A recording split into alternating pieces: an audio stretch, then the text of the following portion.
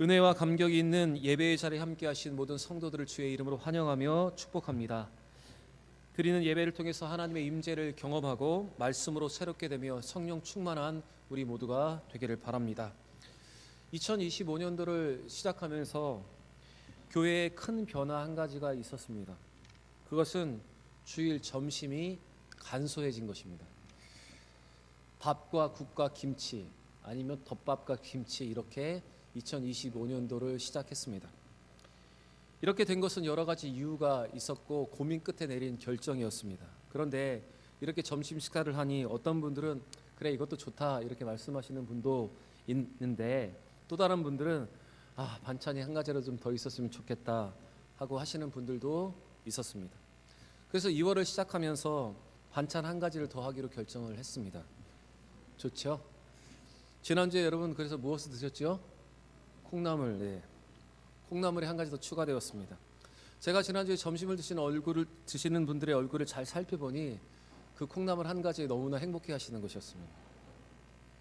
콩나물 하나의 행복, 지난주에 우리가 느낀 여러분 행복이고 은혜입니다.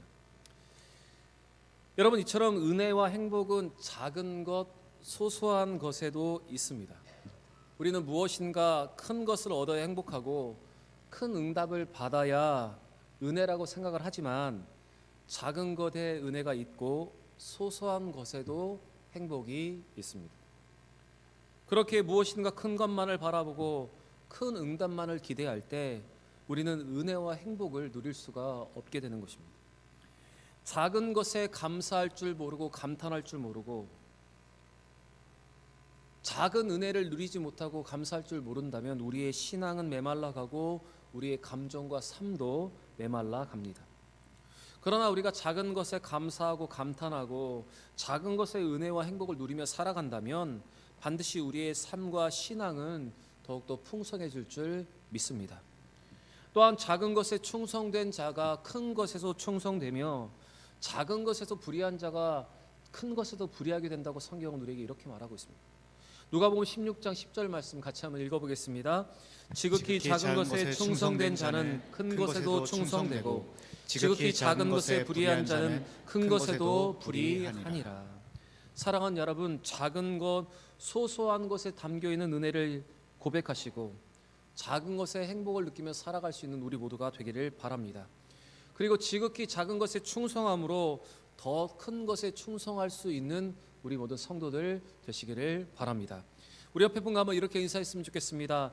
작은 것에도 은혜와 행복이 있습니다. 인사하겠습니다. 작은 것에도 은혜와 행복이 있습니다. 다시 한번 인사하겠습니다. 지극히 작은 것부터 충성합시다. 인사하겠습니다. 지극히 작은 것부터 충성합시다.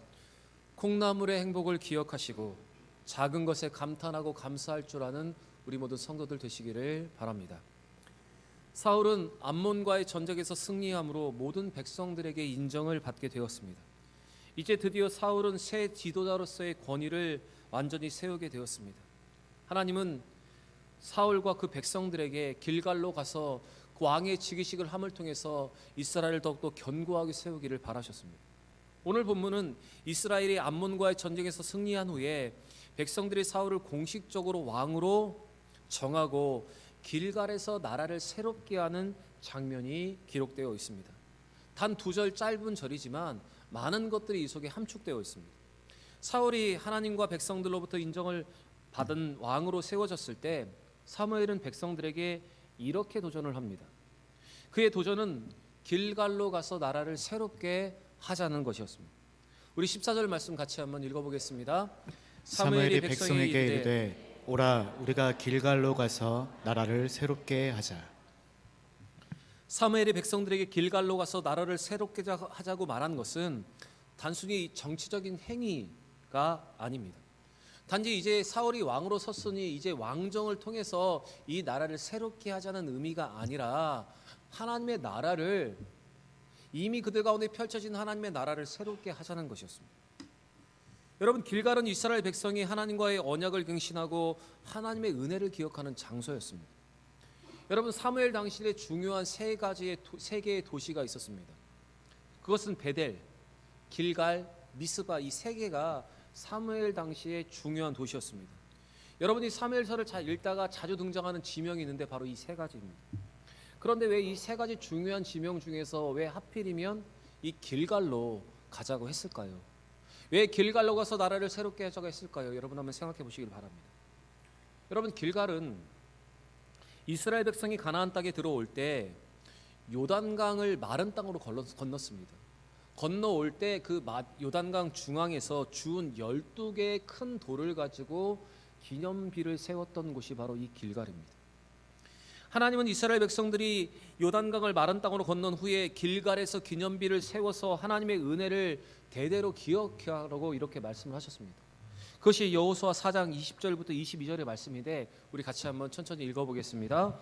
여호수아가 요단에서 가져온 그 12돌을 길갈에 세우고 이스라엘 자손들에게 말하여 이르되 후일에 너희의 자손들이 그들의 아버지에게 묻기를 이 돌들이 무슨 뜻이니까 하거든 너희는 너희의 자손들에게 알게 하여 이르기를 이스라엘이 마른 땅을 밟고 이 요단을 건넜음이라. 이렇게 하나님은 요단강을 마른 땅으로 건너게 하신 하나님을 기억하고 기념하라고 이 명령을 하신 것입니다. 그리고 하나님께서 이렇게 명령하신 중요한 이유가 있는데 그것이 바로 이어지는 24절에 기록되어 있습니다. 우리 24절도 같이 한번 읽어보겠습니다. 이는 땅의 모든 백성에게 여호와의 손이 강하신 것을 알게 하며 너희가 너희의 하나님 여호와를 항상 경외하게 하려 하심이라. 하나님께서 길갈에 기념비를 세우고 그 길갈로 지나갈 때마다 길갈로 올라올 때마다 백성이 하기를 원하시는 것은 바로 하나님의 은혜를 기억하고 하나님을 경외하게 하려 함이었습니다. 이처럼 길갈은 모든 백성에게 하나님의 손이 강하신 것을 알게 하고 스스로의 힘을 의지하지 않고 항상 여호와를 경외해야 한다는 것을 후손에게 알려주는 장소였습니다. 여러분, 사무엘은 백성을 길갈로 모이게 하여 봐서 바로 이것을 그들에게 알려주기를 원했습니다. 그들이 잊고 있었던 하나님의 은혜, 그들에게 누리고 있는 하나님의 은혜가 무엇인지를 다시 한번 그들에게 상기시켜 주기를 원했던 것입니다.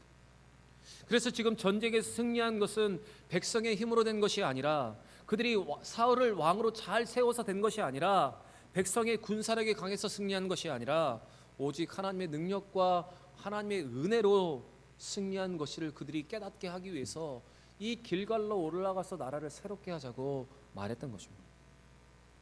그리고 여러분, 이 길갈은 이스라엘 백성들이 할례를 행한 곳이었습니다. 이 할례는 나는 하나님의 백성이라는 표였습니다. 할례는 이제부터 하나님의 백성으로 살겠습니다. 이제 이방인과 구별되는 삶을 살겠습니다. 거룩한 백성으로 살아가겠다는 고백이 담겨 있는 표입니다. 그런 그들에게 하나님은 이렇게 말씀하십니다. 이제는 그 할례를 통해서 애굽의 모든 수치가 다 끝났다. 그 모든 수치를 씻어주셨다. 이렇게 말씀하셨습니다. 여호수아 5장 9절의 말씀도 같이 한번 읽어보겠습니다.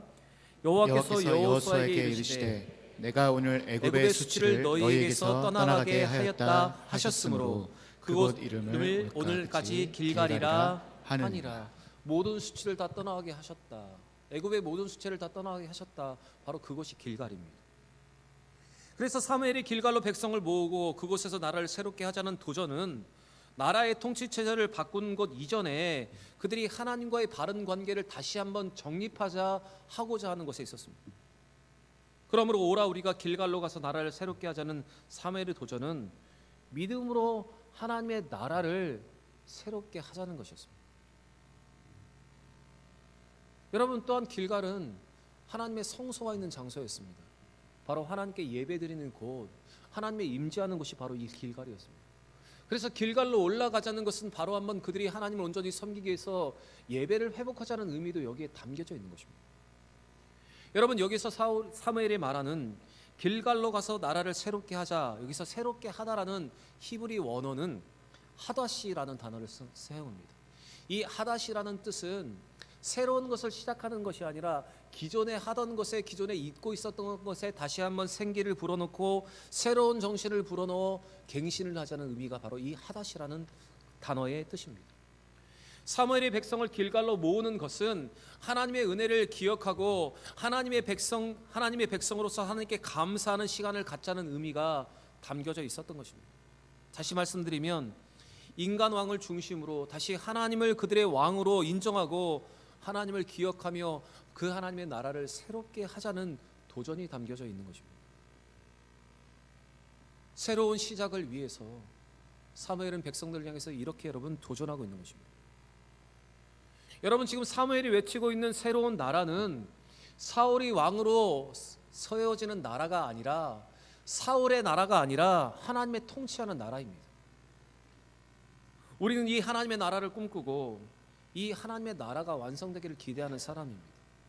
예수 그리스도의 제 이름으로 완성될 하나님의 나라를 우리도 꿈꾸고 있습니다. 그리고 우리 안에 이미 이루어진 하나님의 나라, 우리 주변에 이미 이루어진 하나님의 나라를 누리며 살아가는 것이 바로 우리입니다. 그런데 여러분, 우리 가운데 이미 이루어진 하나님의 나라에 대해서, 그리고 예수 그리스도의 제 이름을 통해서 완성되어질 하나님의 나라를 위해서 여러분, 우리는 무엇을 하고 있습니까? 세상에 톤탁한 이 나라의 모든 상황을 보면서 여러분, 우리 가운데 임한 하나님의 나라는 여러분 어떻습니까? 오늘 사무엘의 도전은 완성될 하나님의 나라를 기대하고 있는 우리에게 하고 있는 도전입니다. 우리가 완성될 하나님의 나라를 기대하고 그 나라가 이 땅에 온전히 임하기를 원한다면, 그리고 우리 가운데 임한 하나님의 나라가 새롭게 되기를 원한다면 우리도 먼저 해야 하는 것이 있습니다. 바로 우리도 길갈로 가야 하는 것입니다. 요단강을 메마른 땅으로 건너게 하신 하나님의 은혜를 기억하고 우리가 하나님과 했던 그 하나님과의 약속을 되새기면서 하나님을 예배하는 길갈로 우리도 가야 하는 것입니다. 그렇게 길갈로 나아갈 때 우리 안에 이루어진 하나님의 나라, 우리 가운데 장차 임하게 될 하나님의 나라가 여러분 우리 안에 새롭게 되는 것입니다. 여러분, 요즘 나라를 보면서 어떤 생각을 하고 계십니까? 나라가 안정되어야 국민의 삶이 안정되는 것 아닙니까? 자기 나라를 세우는 것이 아니라 국민을 위한 나라를 세워야 하는 것 아닙니까? 그런데 모두 자기가 원하는 나라를 세우고 있으니 여러분, 이 나라가 혼란스러운 것 아닙니까? 여러분, 이 땅의 분열의 이유가, 이 나라의 분열의 이유가 어디에 있습니까? 자기의 나라를 세우기 위해서 서로 싸우고 있기 때문에 이 땅이 요 모양 요 꼴 아닙니까? 여러분, 성도는 하나님의 나라의 백성입니다. 하나님 나라의 왕이 아니라 하나님 나라의 백성입니다. 그래서 성도는 자기의 나라를 세우려 하는 것이 아니라, 자기가 왕이 되려고 하는 것이 아니라 하나님에 의해서, 하나님에 의해 움직여지는 하나님의 나라를 세워야 하는 것입니다. 하나님을 왕으로 모시는 그 나라를 여러분 새롭게 해야 하는 것입니다. 세상을 바라보면서 세상 사람들과 동일하게 자기의 왕국을 이루는 것이 아니라 하나님이 통치하시는 하나님의 나라를 이루고 그것을 회복하는 것이 진정한 하나님의 나라를 새롭게 하는 것입니다.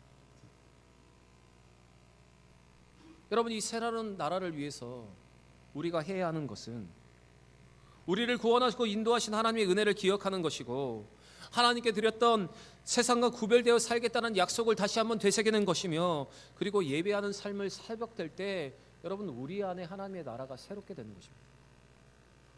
오라 우리가 길갈로 가서 나라를 새롭게 하자. 여러분, 이 사무엘의 외침 가운데 담겨져 있는 이 영적인 의미를 기억하시면서 하나님의 나라를 새롭게 하는, 우리 자신이 스스로 왕이 되려 하여서 무너져버리는 하나님의 나라가 다시 한번 우리 가운데 회복되어지는 귀한 은혜가 여러분과 저에게 있기를 원합니다. 이사야 2장 3절의 성경은 우리에게 이렇게 말하고 있습니다. 우리 같이 한번 읽어보겠습니다. 오라 우리가 여호와의 산에 오르며 야곱의 하나님의 전에 이르자. 그가 그의 길을 우리에게 가르칠 것이라. 우리가 그 길로 행하리라 하리니 이는 율법이 시온에서부터 나올 것이요 여호와의 말씀이 예루살렘에서부터 나올 것입니다. 여러분, 우리가 길갈로 돌아가서 다시 한번 하나님의 은혜를 기억하고 하나님과 한 약속을 되새기며 예배를 회복할 때 이러한 은혜와 역사가 말씀을 통해서 우리 가운데 이루어질 줄 믿습니다.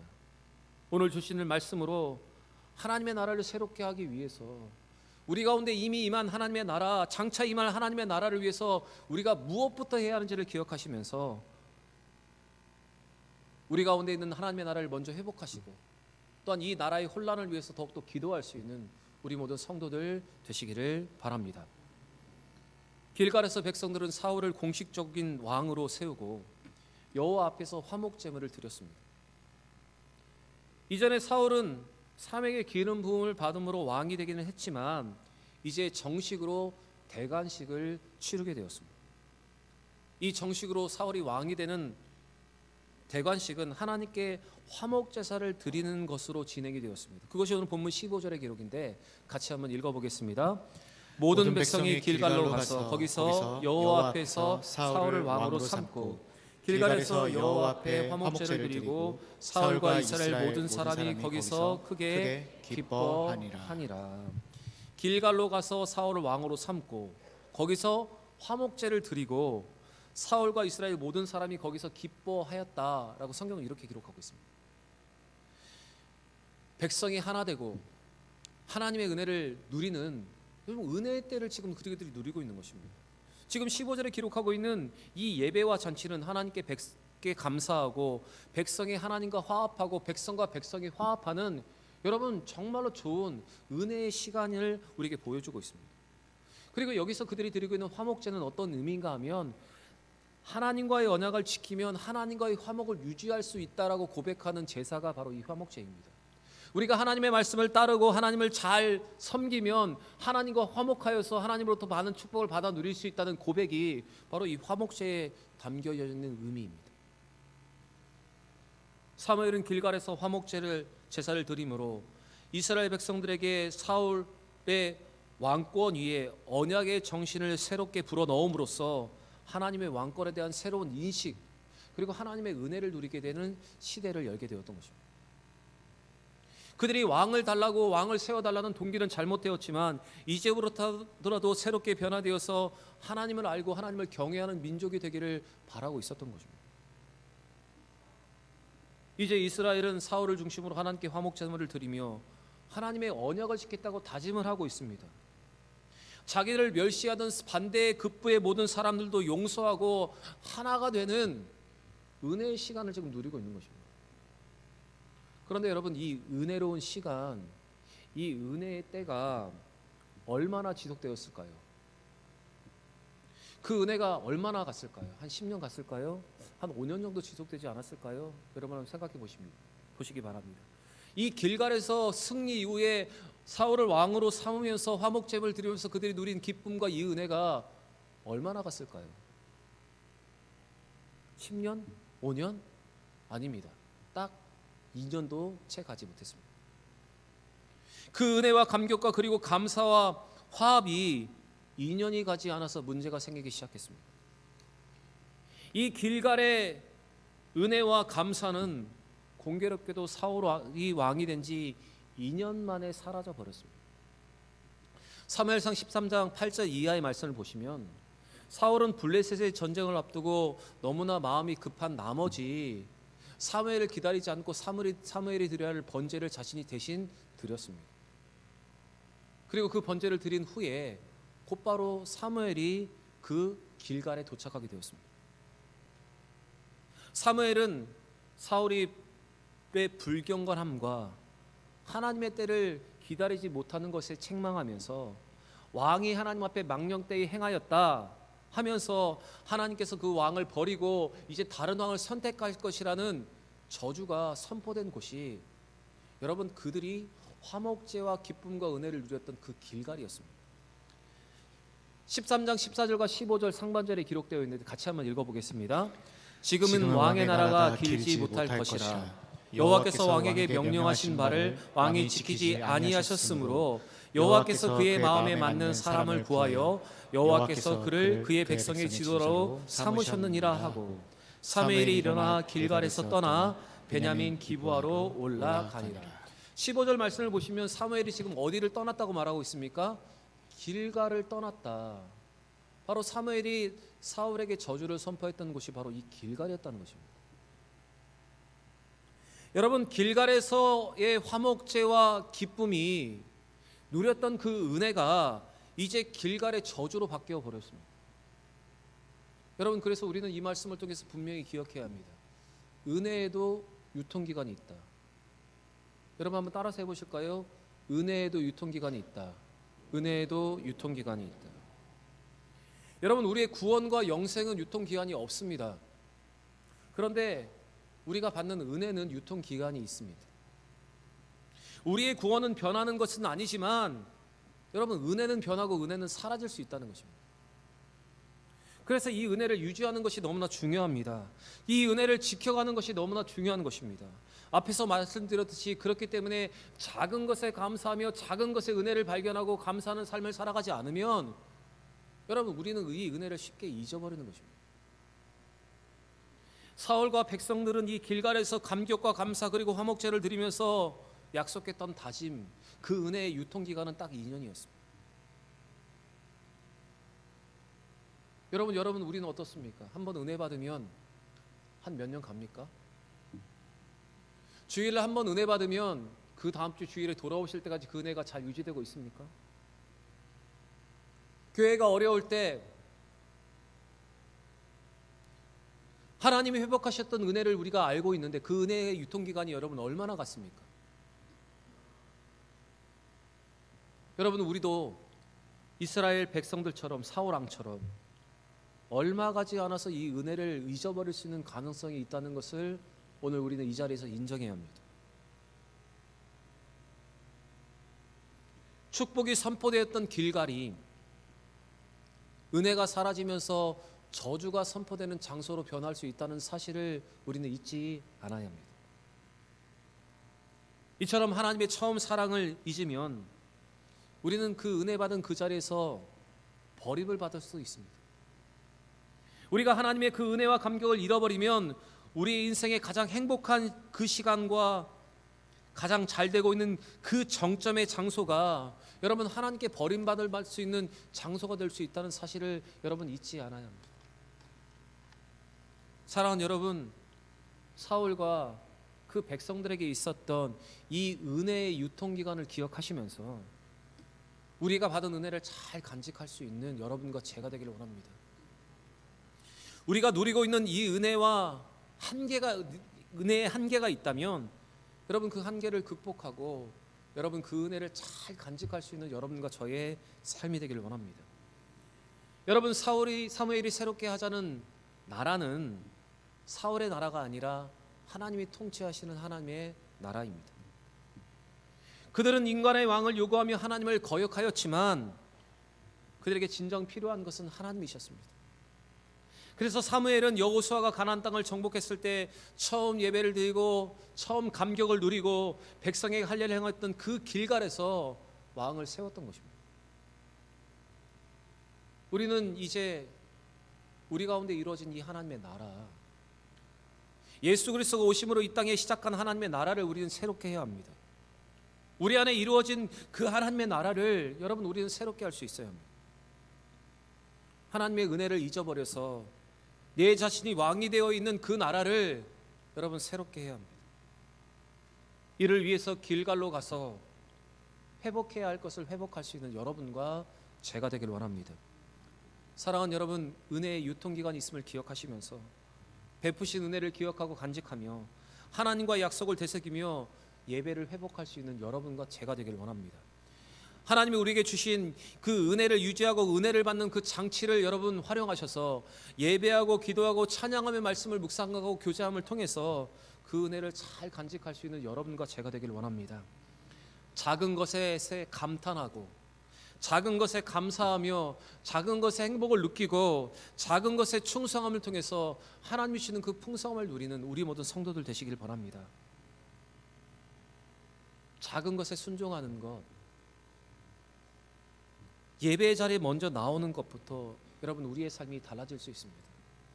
여러분 세상을 보시면서 나라를 보시면서 우리가 한탄을 하지만 분명 하나님은 그 모든 일들을 통해서 하나님의 귀한 뜻을 우리에게 보여주실 뿐만 아니라 분명히 하나님의 살아계심 우리에게 보여줄 믿습니다.